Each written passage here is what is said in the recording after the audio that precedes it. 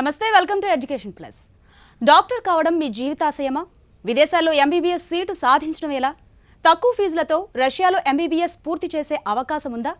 రష్యాలో ఎంబీబీఎస్ అడ్మిషన్ల గురించి మాట్లాడేందుకు మనతో పాటు స్టూడియోలో ఉన్నారు Educare managing director M Nitin Reddy మరియు Asia regional head doctor Abhineet. వారిని అడిగి సలహాలు సూచనలు తెలుసుకుందాం. నమస్తే అండి, వెల్కమ్ టు అవర్ స్టూడియో. ముందుగా నితిన్ రెడ్డి గారు మీరు చెప్పండి, ఎడ్యుకేర్ ఓవర్సీస్ గురించి ఒకసారి చెప్పండి. సో ఎడ్యుకేర్ ఓవర్సీస్ని 2006లో మా ఫాదర్ అలాగే ఎడ్యుకేర్ చైర్మన్ సుధాకర్ రెడ్డి గారు స్టార్ట్ చేయడం జరిగింది. సో మనందరికీ తెలుసు, యునైటెడ్ ఏపీలో ఉన్నప్పుడు ఎంబీబీఎస్ అబ్రాడ్ అంటే 2006, 2007 ఆ టైంలో స్టార్ట్ అవ్వడం జరిగింది.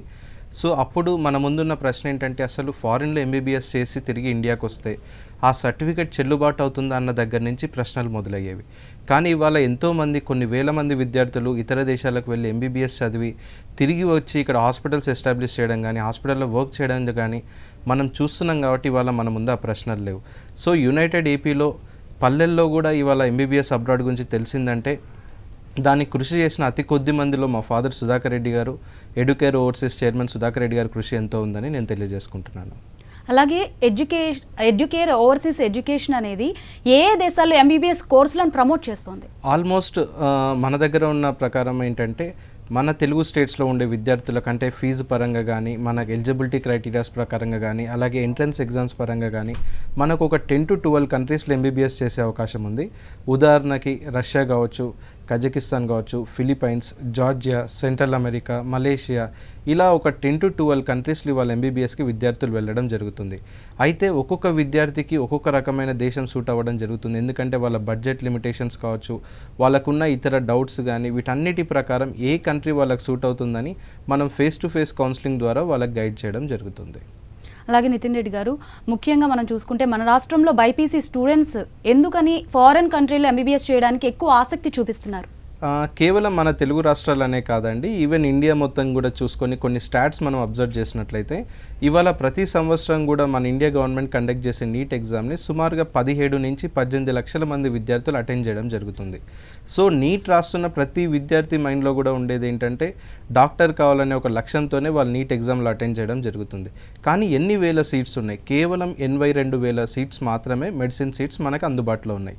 అంటే 18 లక్షల మంది నీట్ రాస్తుంటే 82,000 మంది సీట్స్ మెడికల్ సీట్స్ మాత్రమే ఉండడం వల్ల ప్రతి 18 మంది విద్యార్థుల్లో కేవలం ఒకరు మాత్రమే ఇండియాలో డాక్టర్ కాగలుగుతున్నారు.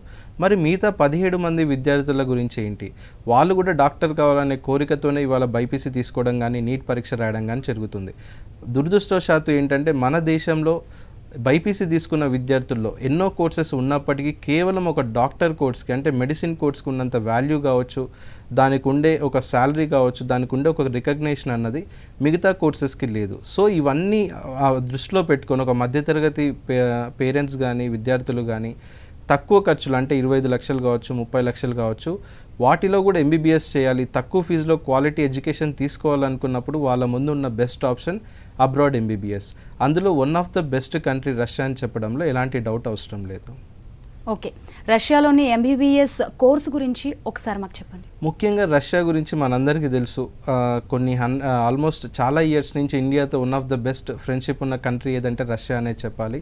సో ఎంబీబీఎస్ అబ్రాడ్, ఇందాక మనం చెప్పినట్లుగా 10 to 12 కంట్రీస్లో ఎంబీబీఎస్ అబ్రాడ్ ఇవాళ మన ముందు ఉంది. కానీ అసలు ఎంబీబీఎస్ అబ్రాడ్ అన్నది స్టార్ట్ అయ్యింది రష్యాలో అన్న విషయం చాలా తక్కువ మందికి తెలుసు. ఎందుకంటే అక్కడ రష్యాలో కమ్యూనిజం ఉండడం, అలాగే మన రాష్ట్రాల్లో కూడా కమ్యూనిస్ట్ లీడర్లు వాళ్ళ పిల్లల్ని అప్పట్లోనే, అంటే ఒక 20 years బ్యాక్ ఎంబీబీఎస్ కోసం రష్యాకి పంపించడము. సో అలా ఎంబీబీఎస్ అబ్రాడ్ అన్నది రష్యాతోనే స్టార్ట్ అయింది. సో రష్యాలో ఎడ్యుకేషన్ గురించి చెప్పాలి అంటే ప్రతి సంవత్సరం కూడా 3,13,000 ఫారిన్ స్టూడెంట్స్ రష్యాకి వెళ్ళి చదువుకోవడం జరుగుతుంది. అలాగే యునెస్కో అనే ఒక సంస్థ ఉంది, united nation education scientific cultural organisation. UNESCO రష్యాకి 8th preferable study destination award ఇవ్వడం జరిగింది. అంతేకాకుండా రష్యాలో కూడా రీసెంట్గా పెట్టిన ఎడ్యుకేషన్ పాలసీలో ఇంటర్నేషనలైజేషన్ ఆఫ్ లోకల్ ఎడ్యుకేషన్కి ఎక్కువ ఇంపార్టెన్స్ ఇవ్వడం జరిగింది. అందులో భాగంగా రష్యాకి ఇంకా ఫారిన్ స్టూడెంట్స్ రావాలి అన్న ఉద్దేశంతో వాటి యూనివర్సిటీలో ఉండే ఎడ్యుకేషన్ స్టాండర్డ్స్ కానీ, అకాడమిక్ ఫెసిలిటీస్ కానీ వీటన్నిటిని కూడా వాళ్ళు చాలా హై స్టాండర్డ్స్తో అరేంజ్ చేసుకోవడం జరిగింది. సో రష్యాకి ఇవాళ 160 దేశాల నుంచి 3 లక్షల పైగా విద్యార్థులు వెళ్తున్నారు. అంతేకాకుండా మన ఇండియా నుంచి ప్రతి సంవత్సరం కూడా 6,000 మంది విద్యార్థులు ఎంబీబీఎస్ చేయాలనే లక్ష్యంతో రష్యాకు వెళ్ళడం జరుగుతుంది. ఇవన్నీ ఫ్యాక్ట్స్ విన్నాక రష్యా ఎంబీబీఎస్ విషయంలో మనకన్నా ఎన్నో టైమ్స్ బెటర్గా ఉందని చెప్పడంలో ఎలాంటి డౌట్ అవసరం లేదు. ఓకే, అభినీత్ గారు, what are the universities you are promoting in Russia? Give us some details about those universities. We have Russia's top 10 universities. Firstly, Rostov State Medical University. Kazan, it's located in Rostov city, southern part of Russia. And second one, Kazan State Medical University. It's in Kazan city. Kazan Federal University we have. Crimea Federal University. It's in Simferopol city. Volgograd State Medical University. It's in Volgograd, that's also southern Russia. St. Petersburg University we have, Northwestern State Medical University, named after I.I. Mechnikov. Then we have People Friendship University in Moscow. Kursk State Medical University in the city of Kursk, it's near to Moscow. So mainly these are the top universities of Russia, where Indian students, not from today, from last 20-25 years, they are going and completing their education. Okay, మీరు చెప్పండి, రష్యాలోని యూనివర్సిటీస్లో admission ఎలా తీసుకోవాలి, visa ఎలా apply చేయాలంటారు? So జనరల్గా ప్రతి పేరెంట్కి కూడా ఫారిన్లో వెళ్ళి చదువుకోవాలన్నప్పుడు మన మైండ్లో ఎన్నో క్వశ్చన్స్ వస్తూ ఉంటాయి. అందులో ముఖ్యంగా మనకు వచ్చేది ఏంటంటే ఎలాంటి అడ్మిషన్ ఎలా తీసుకోవాలి, ఏదైనా ఎగ్జామ్ ఉంటుందా, సో మనకు వచ్చిన మార్క్స్తో అక్కడ అడ్మిషన్ రావడం అనేది పాసిబుల్ అవుతుందా, ఏదైనా ఇంటర్వ్యూస్ ఉంటాయా, అలాగే వీసా వచ్చేసరికి జనరల్గా మనందరికీ తెలిసింది ఏంటంటే యూఎస్ వీసా గురించి ఎక్కువగా వింటూ ఉంటాం. మా అబ్బాయికి వచ్చిందని ఒకటి చెప్తారు, మా అమ్మాయికి రిజెక్ట్ అయిందని ఒకటి చెప్తారు, ఇలా ఎన్నో భయాలు మనలో ఉంటాయి. సో రష్యాలో ఎంబీబీఎస్ అడ్మిషన్లో మనం అడ్మిషన్ తీసుకోవాలంటే చాలా ఈజీగా తీసుకోవచ్చు. ఇంటర్మీడియట్లో మనకి యూనివర్సిటీని బట్టి కొంచెం డిఫరెన్స్ ఉంటుంది. 60 to 70 మార్క్స్ వరకు మనకి ఇంటర్మీడియట్లో కావాలి. కొన్ని యూనివర్సిటీస్ అయితే ఇందాక సార్ చెప్పినట్లుగా రుస్తవ్ యూనివర్సిటీ అయితే ఫిజిక్స్, కెమిస్ట్రీ, బయాలజీలో ఇండివిజువల్గా 60 మార్క్స్ వరకు చూడడం జరుగుతుంది. సో ఇవాళ ఉన్న జనరేషన్లో ఇవాళ ఉన్న మార్క్స్ చూసుకున్నట్లయితే 60% అనేది ప్రతి ఒక్క విద్యార్థికి కూడా రావడం జరుగుతుంది. రెండోది ఏంటంటే వీసాకు కూడా మనకు చాలా ఎక్కువ డాక్యుమెంట్స్ కావాలి, ఏదో వీసా ఇంటర్వ్యూ ఉంటుంది, రిజెక్ట్ అయ్యే అవకాశాలు ఇలాంటివి ఏవి ఉండవు. కేవలం మన 10th certificate, inter certificate, passport photo ఇలాంటి బేసిక్ డాక్యుమెంట్స్ ఉంటే మనకు 100% వీసా వస్తుంది. అండ్ రష్యా యూనివర్సిటీస్ కొన్నిసార్లు ఒక ఎగ్జామ్ కూడా కండక్ట్ చేయడం జరుగుతుంది. ఎగ్జామ్ అంటే మనం ఏదో మళ్ళీ భయపడాల్సిన అవసరం లేదు, ఒక ఫార్మల్ ఎగ్జామ్ మాత్రం కండక్ట్ చేస్తారు. సో ఇందాక చెప్పినట్లుగా కంపేర్ టు అదర్ కంట్రీస్ అంటే 10 to 12 కంట్రీస్ ఏవైతే ఉన్నాయో వాటికి రష్యాకి ఉన్న డిఫరెన్స్ ఇదే. అంటే ఒక సిస్టమాటిక్ అడ్మిషన్ ప్రొసీజర్ ద్వారా అడ్మిషన్స్ని రష్యా అలాట్ చేస్తుందని చెప్పడానికి best example there entrance examination. So ఏదో ఒక 200 సీట్స్ ఉన్నాయని చెప్పి 400 సీట్స్ ఇవ్వడం కాకుండా ఎంతమంది విద్యార్థులకైతే మెడిసిన్ సీట్స్ అవైలబుల్గా ఉన్నాయో వాళ్ళకి ఎగ్జామ్ పెట్టి అంతమందికి మాత్రమే సీట్స్ అలాట్ చేయడం జరుగుతుంది. అందుకే ఈ 10 కంట్రీస్లో రష్యాలో one of the best MBBS education ఉందని చెప్తున్నాను. అలాగే మనం చూసుకుంటే ఫారెన్లో చదువుకోవాలన్నా కూడా ఖర్చు విషయంలో చాలామంది ఆలోచిస్తూ ఉంటారు. అవునండి. సో రష్యాలో ఎంబీబీఎస్ చేయాలి అంటే కంప్లీట్ ఎంత ఖర్చు అవుతుంది అంటారు? చాలామంది వింటూ ఉంటాం, జనరల్గా మా ఆఫీస్లో కూడా టెలికాలర్స్ వర్క్ చేస్తూ ఉంటారు, హండ్రెడ్స్ ఆఫ్ కాల్స్ చేస్తూ ఉంటారు. సో ఫారిన్లో ఎడ్యుకేషన్ చేయడానికి మీకు ఇంట్రెస్ట్ ఉందా సార్ అంటే అన్ని లక్షలు మాతో ఎక్కడైతే అండి అని చెప్తూ ఉంటారు. సార్ మరి ఎలా మీరేం ఆలోచిస్తున్నా అంటే ఇండియాలోనే సీట్ తీసుకుంటాం లేండి, ఫారిన్కి పంపించగలుగుతాం. కానీ వాళ్ళందరికీ తెలియని విషయం ఏంటంటే ఇండియాలో అయ్యే ఫీజులో 1/3 కూడా మనకు రష్యాలో అవ్వదు. ఫర్ ఎగ్జాంపుల్ ఇండియాలో బి కేటగిరీ సీట్ తీసుకోవాలంటే మహారాష్ట్ర, ఉత్తరప్రదేశ్ లాంటి దూరం స్టేట్స్కి వెళ్ళినా కూడా 60-70 lakhs పెట్టాలి. కానీ రష్యాలో world rank universities, government universities, 100 years back establish అయిన యూనివర్సిటీస్లో 25 lakhsలో మెడిసిన్ కంప్లీట్ చేయొచ్చని చాలామందికి తెలియదు. ఎందుకు అంటే చాలామంది ఏమనుకుంటారంటే మనం ఎప్పుడైతే ఫీజు తక్కువ చెప్తామో ఆ యూనివర్సిటీలో స్టాండర్డ్స్ తక్కువేమో అనుకుంటారు. కానీ ఇక్కడ పేరెంట్స్ అందరూ అబ్జర్వ్ చేయాల్సింది ఏంటంటే మన ఇండియాలో ఉన్న సిచ్యువేషన్ని చూసి ప్రపంచం మొత్తం అలాంటి సిచ్యువేషనే ఉందనుకోవడం తప్పు. ఇప్పుడు మన దగ్గర 60-70 లక్షలు మనం ఎంబీబీఎస్ సీట్కి కడతాం, రిసిప్ట్స్ ఇస్తున్నారా 60-70 lakhsకి? గవర్నమెంట్కి తెలిసిన ప్రకారం ఏదైతే గవర్నమెంట్ ఫీజు ఉందో దానికి మాత్రమే రిసిప్ట్స్ ఇస్తున్నారు. సో డొనేషన్ అనే పార్ట్ ఉంది ఇండియాలో. కానీ ఫారిన్లో ఏంటంటే అవి గవర్నమెంట్ యూనివర్సిటీస్ అవ్వడం ఒకటి, అక్కడ ఉన్న ఎడ్యుకేషన్ మినిస్ట్రీస్ యూనివర్సిటీస్ పైన కంప్లీట్ గ్రిప్తో ఉండడం వల్ల లెస్ కాస్ట్లో అఫోర్డబుల్ ఎడ్యుకేషన్ అందుకే ప్రొవైడ్ చేయగలుగుతున్నారు. రెండోది ఏంటంటే తక్కువ ఫీజు అనేసరికి ఫ్యాకల్టీ స్టాండర్డ్స్ ఉండవేమో అనుకుంటారు. మన ఇండియాలో ఒక ఉదాహరణకు చూడండి, ఒక ఎండీ కంప్లీట్ చేసే ఎక్స్పీరియన్స్ ఉన్న పర్సన్ ఒక లెక్చరర్గా 4 walls మధ్యలో వెళ్ళి 40 స్టూడెంట్స్కి టీచ్ చేయడానికి ఇంట్రెస్ట్ చూపిస్తారా? డైలీ ఒక క్లినిక్ పెట్టుకొని 100 మంది పేషెంట్స్తో ఇంటరాక్ట్ అవ్వడానికి ఇంట్రెస్ట్ చూపిస్తారా? సో నిజంగా చెప్పాలి అంటే మన దగ్గరనే ఫ్యాకల్టీ డెఫిషియన్సీ అనేది ఉంది తప్ప ఫారిన్లో ఆల్రెడీ గవర్నమెంట్ మ్యాండేటరీ రూల్స్ ఉండడం వల్ల పిహెచ్డి ఎండి కంప్లీట్ చేసిన ఫ్యాకల్టీస్ అవైలబుల్గా ఉన్నారు. సో రష్యాలో 25 lakhs ఎంబీబీఎస్ అవుతుందంటే క్వాలిటీ కాంప్రమైజ్ అవుతున్నారు అనేసి అనుకోవాల్సిన అవసరం లేదు. సో దానిపైన ఇంకొంత క్లారిటీ పేరెంట్స్కి ఇవ్వాల్సి ఉంది. టైం ఎక్కువ లేనందుకు మనం ఎక్కువ డీటెయిల్గా చెప్పలేము. సో ఫేస్ టు ఫేస్ కౌన్సిలింగ్లో ఇంకా డీటెయిల్గా పేరెంట్స్కి అర్థమయ్యేలాగా చెప్తాం. ఓకే, ఇంకా కొంతమంది పేరెంట్స్కి కానీ తల్లిదండ్రులకు కానీ కొన్ని క్వశ్చన్స్ ఉంటాయన్నమాట. Yeah. రష్యాలో ఎంబీబీఎస్ అంటే డైరెక్ట్ ఎంబీబీఎస్ కోర్స్ ఉంటుందా, తర్వాత టీచింగ్ అనే విషయానికి వచ్చేసరికి ఇంగ్లీష్ లాంగ్వేజ్లోనే టీచింగ్ ఉంటుందా అనేసి. సో ముఖ్యంగా మంచి క్వశ్చన్ అండి ఇది. యాక్చువల్గా రష్యాలో ఎంబీబీఎస్ వచ్చేసి 6 years duration, almost 5 years 8 months. రఫ్గా చెప్పాలంటే 6 years అనుకోవచ్చు. 6 years కూడా డైరెక్ట్ ఎంబీబీఎస్. అంటే జనరల్గా ఫిలిపైన్స్లో మనకి బేసిక్ సైన్స్ ఇలాంటి ప్రోగ్రామ్స్ ఉన్నాయి కాబట్టి ఆ క్వశ్చన్ వస్తుంటుంది పేరెంట్స్ నుంచి. బట్ రష్యాలో మాత్రం ఇట్స్ డైరెక్ట్ ఎంబీబీఎస్ ప్రోగ్రామ్. దానికి మళ్ళీ ఎలాంటి ఫౌండేషన్ ప్రోగ్రామ్ అన్నది, బేసిక్ సైన్స్ అన్నది లేదు. రెండోది ఏంటంటే ఆ 6 yearsలో కూడా 3 years మనకి క్లినికల్ రొటేషన్ ఉంటుంది, అంటే హ్యాండ్స్ ఆన్ ఎక్స్పీరియన్స్. 3 years కూడా మనం హాస్పిటల్స్కి వెళ్ళి లోకల్ పేషెంట్స్ ఇంటరాక్ట్ అయ్యే అవకాశం ఉంటుంది. ఇవాళ గుర్తుపెట్టుకోండి, ప్రపంచంలో ఉన్న ప్రతి కంట్రీకి కూడా they have their own language. ఇప్పుడు ఇండియా తీసుకుంటే వీ హ్యావ్ మెనీ లాంగ్వేజెస్. అలాగే నార్త్ ఇండియాకి వెళ్తే హిందీ ఉంటుంది. ఫర్ ఎగ్జాంపుల్ 60 lakhs పెట్టి కర్ణాటకలో సీట్ కొనే పేరెంట్ మరి కన్నడ పేషెంట్స్తో మాట్లాడాలి కదా అని ఆలోచించారు. సో అదేంటంటే మన మైండ్లో ఫిక్స్ అయిపోయాం. రష్యాకి వెళ్తే రష్యన్ లాంగ్వేజ్ ఉంటుంది, చైనాకి వెళ్తే చైనీస్ ఉంటుంది, సింగపూర్కి వెళ్తే ఒకటి ఉంటుంది, మలేషియాకి వెళ్తే మలై ఉంటుంది. ఈవెన్ కెనడా, యూఎస్ లాంటి కంట్రీస్కి వెళ్ళినా ఫ్రెంచ్ లాంటి లాంగ్వేజ్ చాలా చోట్ల మాట్లాడతారు. 100% ఇంగ్లీష్ స్పీకింగ్ కంట్రీ అంటూ ఏదీ లేదు ఈ ప్రపంచంలో. బట్ ఇక్కడ మనం అర్థం చేసుకోవాల్సింది ఏంటంటే, ఫర్ ఎగ్జాంపుల్ హైదరాబాద్ ఉంది. హైదరాబాద్లో 20-25 years బ్యాక్ సెటిల్ అయిన బ్రాహ్మణ్ కూడా హిందీ మాట్లాడగలుగుతారు, క్రిస్టియన్ కూడా హిందీ మాట్లాడగలుగుతారు. ఎందుకంటే అప్పుడు హిందీ డామినేషన్ ఎక్కువగా ఉండేది కాబట్టి పక్కింటి వాళ్ళు ముస్లిమ్స్ ఉన్నా కూడా వాళ్ళతో రెగ్యులర్గా కమ్యూనికేట్ చేసేవాళ్ళం కాబట్టి హిందీ అన్నది వస్తుంది. అలాగే రష్యాకి మనం వెళ్ళంగానే 2 types అండి ఇక్కడ. ఫస్ట్, ఎవ్రీ ఇయర్ కూడా డైలీ 40 minutes రష్యన్ లాంగ్వేజ్ని వాళ్ళు మనకు నేర్పిస్తున్నారు.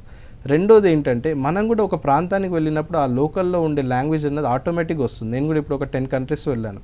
కొన్ని కంట్రీస్ వెళ్ళినప్పుడు ఇబ్బంది పడతాను. యాజ్ 10 days 15 days స్టేకి వెళ్తాను కాబట్టి నేను ఇబ్బంది పడతాను, కానీ అదే నేను కోచింగ్ తీసుకొని నేర్చుకొని వెళ్తే ఇబ్బంది పడను కదా. ఇవాళ జర్మనీకి వెళ్తున్నారు చాలామంది. 2-3 monthsలోనే జర్మన్ లాంగ్వేజెస్ రామకృష్ణ మిషన్లో మనం నేర్చుకొని వెళ్ళగలుగుతున్నాం కదా. సో అదంతా కూడా ఒక అపోహ మాత్రమే. ఫస్ట్ 3 yearsలో మనం లాంగ్వేజ్ పైన కంప్లీట్గా పట్టు సాధించగలుగుతాం. తర్వాత మనం లోకల్ పేషెంట్స్తో కూడా ఇంటరాక్ట్ అవ్వగలుగుతాం.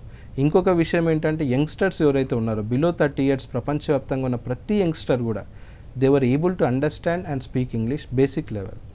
ఈవెన్ చైనాలో కూడా cutting of their own Chinese mill అని అంటాం. నిజంగా చైనాలో ఇంగ్లీష్ అన్నది ఉంటే ఇండియాలో ఐటీ ఫీల్డ్ అన్నదే లేదు.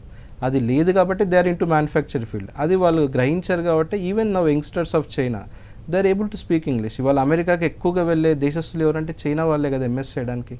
మరి అమెరికన్ ఇంగ్లీష్కి చైనీస్ ఇంగ్లీష్కి ఎంత వేరియేషన్ ఉంటుంది.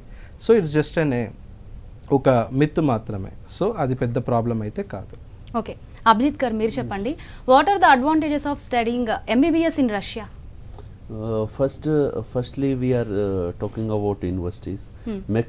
Maximum all universities are recognized by, more than 52 universities are in Russia, but all universities are recognized by local government, health ministry, education ministry of Russian Federation, and WHO, National Medical Commission, US ECFMG organization.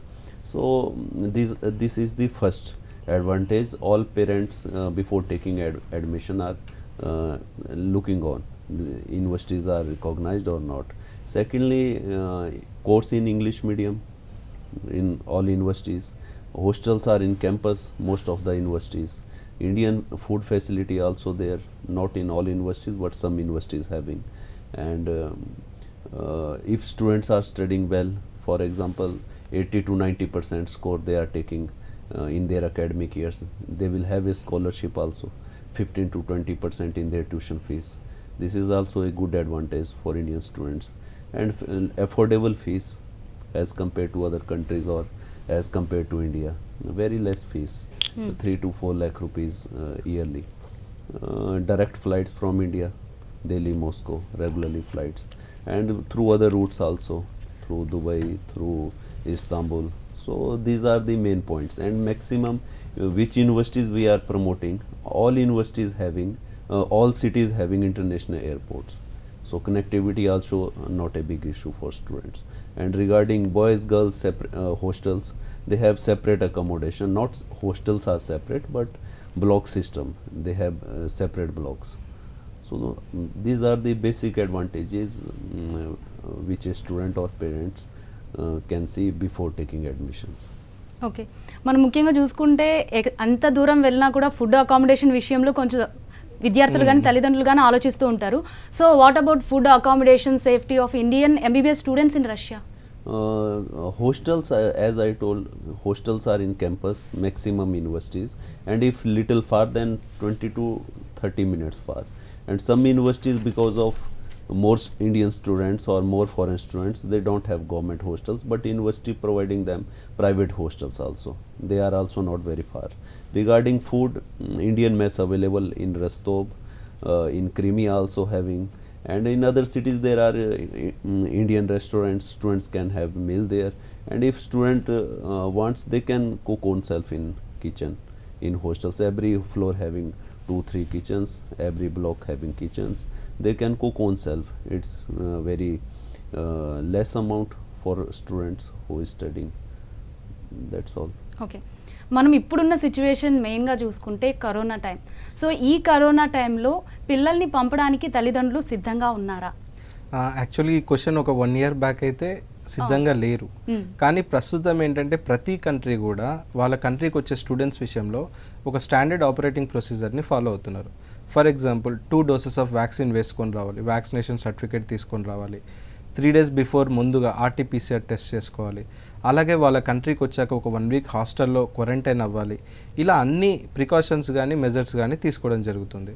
రెండోది ఏంటంటే అసలు కరోనాకి first vaccine కనిపెట్టిందే Russia. So వాళ్ళు ఎంత confident అంటే Russia president Putin first వాళ్ళ అమ్మాయికే first dose ఇప్పించడం జరిగింది ఆ కంట్రీలో. ఆ సాహసం మరి వేరే దేశాల్లో ఎవరైనా చేయగలిగారా? ఒక క్లినికల్ పేషెంట్స్ మీద ట్రయల్ చేశారు తప్ప వాళ్ళ ప్రెసిడెంట్ కూతురు మీద ఎక్కడా చేయలేదు. So they are very confident of their vaccination. And రెండోది ఏంటంటే ఈ శానిటైజర్ అన్నది చాలామంది మన దేశంలో ఈ మధ్య వింటున్నాం. హ్యాండ్ శానిటైజర్ అన్నది తెలీదు. అసలు మెడికల్ షాప్కి వెళ్ళి హ్యాండ్ శానిటైజర్ కావాలన్న వాళ్ళు చాలా తక్కువ మంది, వెరీ హైలీ ఎడ్యుకేటెడ్ కార్పొరేట్స్ ఇలాంటి వాళ్ళు మాత్రమే. కానీ ఫారిన్లో ఈ నీట్నెస్ కానీ హ్యాండ్ శానిటైజర్ కానీ ఇలాంటి మెజర్స్ ఆల్రెడీ ఉన్నాయి. కోవిడ్ వచ్చినాక వాటిని మరింతగా పెంచారు. సో రెండోది ఏంటంటే హ్యూజ్ ఇన్ఫ్రాస్ట్రక్చర్స్, హండ్రెడ్స్ ఆఫ్ ఎకర్స్లో క్యాంపసెస్ ఉండడం, సో ఒక క్లాస్ రూమ్లో చాలా లార్జ్ స్పేషియస్లో స్టూడెంట్స్ కూర్చోవడం, కాబట్టి ఇండివిజువల్ డిస్టెన్స్ అన్నది మెయింటైన్ అవుతుంది. కానీ మన దగ్గర చూడండి కొన్ని ఇంటర్ కాలేజెస్ వీటి గురించి ఆలోచిస్తే అసలు కాలేజ్కే పంపించకూడదు పేరెంట్స్, కానీ పంపిస్తున్నాం కదా. So whatever happens life has to go on. So with measures they are taking every care. So Covid టైంలో పిల్లలు ఇక్కడ ఉండి ఫర్ ఎగ్జాంపుల్ 1-2 years ఇబ్బంది పడవచ్చు, కానీ నెక్స్ట్ 40 years లైఫ్ గురించి ఆలోచించాల్సి వచ్చినప్పుడు కొంచెం భయం అయితే ఉంటుంది, ఉండదని నేను అన్నాను. కానీ విత్ కేర్, అంటే ఇప్పుడు 2 doses వ్యాక్సినేషన్ తీసుకుంటే వీఆర్ వెరీ కాన్ఫిడెంట్ ఎనఫ్ మళ్ళీ మనకు కోవిడ్ రాదు. ఒకవేళ వచ్చినా కూడా మరీ ఎక్కువ హ్యూజ్ ఇంపాక్ట్ అయితే ఉండదు అన్నది. కాబట్టి మనం స్టడీస్ని అయితే స్టాప్ చేసుకోలేం, కాబట్టి ముందుకు వెళ్ళాల్సిందే. ఓకే నితిన్ రెడ్డి గారు, స్టూడెంట్స్ విషయానికి వస్తే నీట్లో తక్కువ మార్క్స్ వచ్చి లాంగ్ టర్మ్ చేసే స్టూడెంట్స్కి మీరు ఇచ్చే సలహాలు ఏంటి? అది ఎలా ఉంటుందంటే ఒక యంగ్స్టర్గా నేను కూడా చెప్పగలుగుతా ఫీలింగ్. జనరల్గా మనకు నీట్లో మార్క్స్ తక్కువ వస్తాయి, పేరెంట్స్ తిడుతూ ఉంటారు, రిలేటివ్స్ అడుగుతూ ఉంటారు, ఒక ఎంబారసింగ్ ఫీలింగ్ వస్తుంది, వెంటనే ఒక ఫైర్ అన్నది వస్తుంది. సో లేదు ఈసారి ఖచ్చితంగా ఎలా అయినా కొట్టాలి, డైలీ 10 hours 12 hours చదవాలి, డే అండ్ నైట్ చదవాలి. అది లాంగ్ రన్లో క్యారీ ఫార్వర్డ్ అవ్వదు. అంటే 1 week వరకు ఆ ఎఫెక్ట్ ఉంటుంది తప్ప ఇయర్ మొత్తం అది ఉండదు. చాలామంది విద్యార్థులు చేసే తప్పు ఏంటంటే వన్స్ మార్క్స్ తక్కువ వచ్చినప్పుడు లేదు డాడీ నేను ఈసారి కంపల్సరీ కొడతాను, లాస్ట్ టైం సరిగా హార్డ్ వర్క్ చేయలేదు, ఈసారి పక్కా హార్డ్ వర్క్ చేస్తాను, ఇలాంటివి చెప్తుంటారు. జనరల్గా కొన్ని కాలేజెస్ వాళ్ళు కూడా ఏంటంటే 100లో ఒక స్టూడెంట్ సక్సెస్ అవ్వచ్చు మేబీ. నేను కూడా టెలికాలర్స్ చేస్తుంటారు, ఆ డేటాని కూడా అనలైజ్ చేశాను.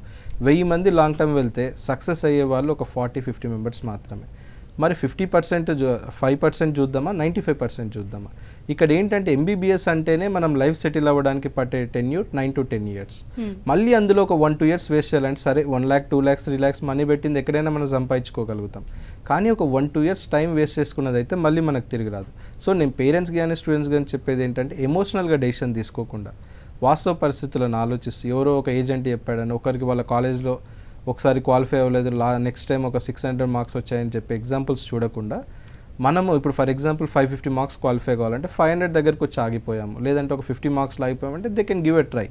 అలా కాకుండా 200 marks 300 marks డిఫరెన్స్ ఉన్న వాళ్ళు కూడా మళ్ళీ లాంగ్ టర్మ్ వెళ్ళడం వల్ల ఎలాంటి యూజ్ కానీ అడ్వాంటేజ్ కానీ ఉండదు అన్నది మా ఒపీనియన్. ఓకే అభినీత్ గారు మీరు చెప్పండి, final words about MBBS in Russia. My final words for new aspirants that time is still there for this academic year. Why to waste 1 year? if they appeared this year in NEET exam, or some students qualified NEET last year. As you know that NEET qualified marks are valid for 3 years. They can take admission now also. So my message to new aspirants that don't waste 1 year of your journey of career. Take admission. There are a lot of universities. We are promoting more than 10 top Russian universities, fully government universities, and official representative of Telangana and Andhra Pradesh State Educare Overseas Education. Why to go through sub-agents or through agents who never even visited Russia? They don't know anything about Russian education. They have their we have our official partners, Educare Overseas in Telangana, Andhra Pradesh. They having offices. Go and take direct admission. Within 3 working days, we will provide admission letter from the university, and student can save 1 year of his career. So my message to all students, just to don't waste 1 year. Later on, they will come to know that 1 year is very important. As I own self completed my MBBS MD from Russia, and now we know the time value. We never waste 1 year in our career. Okay, మిమ్మల్ని final words అడిగే ముందు ఇంకో question ఏంటంటే, మామూలుగా MBBS students అంటే మామూలుగా తల్లిదండ్రుల నుంచి కానీ కొంచెం కాలేజ్లో కానీ కొంచెం ప్రెజర్ అనేది ఉంటుంది. సో అలాంటి స్టూడెంట్స్ ఇప్పుడు రష్యాలో చేయాలనుకున్నప్పుడు వాళ్ళకి మీరు ఎటువంటి అంటే సజెషన్స్ ఇస్తూ ఉంటారు, వాళ్ళని ఎలా ట్రైన్ చేస్తూ ఉంటారు వెళ్ళడానికి? సో జనరల్గా ఏంటంటే మన దగ్గర చూసినట్లయితే ఇవాళ అంటే మేము చదివినప్పటికీ ఒక 10 years బ్యాక్ ఇంటర్ చేయడానికి ఇప్పుడు ఏంటంటే 70-80% స్టూడెంట్స్ రెసిడెన్షియల్ క్యాంపస్లోనే చదువుతున్నారు. అంటే ఇంట్లో పేరెంట్స్, వర్కింగ్ పేరెంట్స్ ఉండడం కావచ్చు, లేకపోతే డైలీ ఐఐటి కోచింగ్ కావాలి, నీట్ కోచింగ్ కావాలని చెప్పి ఆల్రెడీ హాస్టల్ ఎన్విరాన్మెంట్కి అలవాటు పడ్డవాళ్ళే. నేను చెప్పేది ఏంటంటే, ఇది ఆఫ్ ద రికార్డ్ అనుకోండి, ఆన్ ద రికార్డ్ అనుకోండి, మన దగ్గర ఇంటర్ కాలేజ్లో చదివిన స్టూడెంట్, హాస్టల్లో ఉండి చదివిన స్టూడెంట్ ఆఫ్రికాలో వెళ్ళైనా చదవగలుగుతాడు. సో అందులో ఎటువంటి డౌట్ లేదు. సో ఇక్కడికన్నా 300-400 times బెటర్ ఫెసిలిటీస్ ఉంటాయి. ఎప్పుడైతే మనకు కావాల్సిన ఫెసిలిటీస్ అన్నీ మనకు ఉంటాయో హోమ్ సిక్ అన్నది ఎక్కువ అనిపించదు. కాబట్టి అది పెద్ద ఇష్యూ అయితే కాదు. రెండోది ఏంటంటే, we have large number of Telugu students. అంటే మనం ఒక్కటే వెళ్తున్నాం, మిగతా వాళ్ళంతా వేరే భాష మాట్లాడే వాళ్ళు అన్నది కాదు. ప్రతి చోట కూడా hundreds of Telugu students already establish అయి ఉన్నారు. కాబట్టి it won't be a problem. జనరల్గా నేను కూడా ఫారిన్లో ఎంబీఏ చేశాను, వెళ్ళిన ఒక 2-3 days అన్నది వచ్చిన ఫీలింగ్ ఉంటుంది. బట్ ఎప్పుడైతే ఫ్రెండ్స్ అయ్యి మనకు కావాల్సినవన్నీ ఉంటాయో it won't be a problem. రెండోది ఏంటంటే, మెయిన్గా ఫైనల్గా చెప్పగలిగేది, పేరెంట్స్ ఎక్కువగా వరి అయ్యేది ఏంటంటే, ఎంబీబీఎస్ చేసి తిరిగి వచ్చాక ఎఫ్ఎంజీ అని ఒక ఎగ్జామ్ ఉంది, దాంట్లో ఎక్కువ మంది ఫెయిల్ అవుతున్నారనే ఒక భయం పేరెంట్స్లో ఉంది. దానికి 2 కారణాలు. లాస్ట్ గవర్నమెంట్ ఏదైతే ఉన్నిందో కొన్ని కావాల్సిన కారణాల వల్ల కొంతవరకు టఫ్గా ఎగ్జామ్ కండక్ట్ చేసిన మాట వాస్తవము. పాస్ పర్సంటేజ్ కూడా తక్కువగా ఉండేది. రెండోది ఏంటంటే, ఇవాళ WHO ఇండియా మీద పెట్టిన ప్రెజర్ కావచ్చు, ఇవాళ కోవిడ్ సిచ్యువేషన్ కావచ్చు, ప్రజల్లో కూడా హెల్త్ పైన వచ్చిన అవేర్నెస్ కావచ్చు, India need more doctors in coming days. ఈ మధ్యకాలంలో మీరు కూడా న్యూస్లో చూస్తూనే ఉంటారు. ప్రతి రాష్ట్రం కూడా మెడికల్ కాలేజ్కి శంకుస్థాపనలు చేస్తూ వెళ్తున్నారు. అంటే అవి వెంటనే ఇంప్లిమెంట్ కాకపోయినా నెక్స్ట్ కమింగ్ 5 yearsలో every state is going to have some 5 to 10 extra medical colleges. అంటే ఇండియా గవర్నమెంట్ డాక్టర్స్ నీడ్ ఉందన్న విషయాన్ని గుర్తించింది. అందుకు ఫారిన్ ఎవ్రీ ఇయర్ 25,000 మంది ఇండియన్ స్టూడెంట్స్ వెళ్తున్నారు. వాళ్ళకు కూడా ఒక ఈజీ రూట్ ఉండాలనే విషయంలో ఒక ఎగ్జిట్ ఎగ్జామ్ అనే కాన్సెప్ట్ని తీసుకొచ్చింది. 2023 తర్వాత ఎవరైతే ఫారిన్ ఎంబీబీఎస్ కంప్లీట్ చేస్తున్నారో తిరిగి వచ్చాక ఇండియన్ స్టూడెంట్స్ ఏదైతే ఎగ్జామ్ తీసుకుంటున్నారో అదే ఎగ్జామ్లో ఫారిన్ గ్రాడ్యుయేట్స్ కూడా అటెండ్ అవ్వడం జరుగుతుంది. ఆ అలాట్మెంట్ అక్కడ వచ్చిన మార్క్స్తోనే పీజీ నీట్ సీట్స్ కూడా అలాట్ అవ్వడం జరుగుతుంది. సో ఇంతకుముందు ఏవైతే చిన్న చిన్న ఇబ్బందులు ఉన్నాయో అవి కూడా ఇవాళ లేవు. కాబట్టి పేరెంట్స్, స్టూడెంట్స్ 100% కాన్ఫిడెంట్గా ముందుకు రావచ్చు. ఓకే, మీరు ఫైనల్గా ఒక బ్రీఫ్గా ఒక వర్డ్లో చెప్పండి. అంటే మీరేం చెప్పదలుచుకున్నారు అసలు ఎంబీబీఎస్ రష్యాలో ఎలా ఉంటుందని? 200% బాగుంటుంది. అంటే జస్ట్ ఏదో ఒక 1 wordలో చెప్పేది కాదు. ఎందుకంటే ఫారిన్ ఎంబీబీఎస్ కానీ ఏ కోర్స్ అయినా కూడా పేరెంట్కి ఒక కాన్ఫిడెన్స్ రావాలని definitely face to face counselling అయితే డెఫినెట్గా ఉండాలి. ఫోన్లోనే మనం మాట్లాడే అడ్మిషన్ అయితే చేయలేము. కాబట్టి పేరెంట్స్కి చెప్పేది ఏంటంటే, చాలామంది పేరెంట్స్ చేస్తే తప్ప ఏంటంటే పక్కింటి వాళ్ళని, ఎదిరింటి వాళ్ళని అడుగుతూ ఉంటారు. వాళ్ళకి అసలు ఎంబీబీఎస్కి అబ్రాడ్కి ఏమాత్రం సంబంధం ఉండదు. అలాంటి వాళ్ళని అడిగి కరెక్ట్ ఆన్సర్స్ తీసుకోకుండా డిస్కరేజ్ అవ్వడం కాకుండా మాలాంటి కన్సల్టెంట్లతో ఒపీనియన్ తీసుకోండి. మీ బడ్జెట్ ఏంటి, మీ అబ్బాయి రిక్వైర్మెంట్స్ ఏంటి, మీకుండే కన్సర్న్స్ ఏంటి, వాటిని డిస్కస్ చేసి ఏ ఆప్షన్ అయితే బాగుంటుందని మాతో డిస్కస్ చేశాక you can take a good decision. So knowledge ఉన్న వాళ్ళతో షేర్ చేసుకోమని చెప్తున్నాం. సో ఆల్రెడీ మా కాంటాక్ట్ డీటెయిల్స్ కూడా ఇవ్వడం జరిగింది. హైదరాబాద్, విజయవాడ, నెల్లూరులో మా ఆఫీసెస్ ఉన్నాయి. అలాగే ప్రతి వీక్ కూడా డిస్టిక్లో మేము సెమినార్స్ కండక్ట్ చేస్తున్నాం. సో మాకున్న ప్రత్యేకత ఏంటంటే మా ఫాదర్ కూడా ఎప్పుడు ఎవ్రీ ఇయర్ ఒక 50 pages MBBS బుక్ని రాయడం జరుగుతుంది. అంటే ఒక 100 FAQs, ఫ్రీక్వెంట్లీ ఆస్క్డ్ క్వశ్చన్స్ అంటాం, అవన్నీ కూడా వాటిలో ఉంటాయి. సో మీ అడ్రస్ ఆ కింద నెంబర్లకు మెసేజ్ పెట్టినా కూడా ఫ్రీ ఆఫ్ కాస్ట్గా మీ ఇంటికి ఆ బుక్లెట్ కొరియర్ చేయడం జరుగుతుంది. సో అలాంటివి రీసెర్చ్ చేశాక ఒక డెసిషన్ తీసుకుంటే మీ పిల్లల ఫ్యూచర్ బాగుంటుందని ఫైనల్గా చెప్పగలుగుతాను. ఓకే, థ్యాంక్ యూ అభినీత్ గారు, థ్యాంక్ యూ నితిన్ రెడ్డి గారు. థ్యాంక్ యూ అండి. ఇది వాళ్ళ ఎడ్యుకేషన్ ప్లస్. చూస్తూనే ఉండండి 10 TV.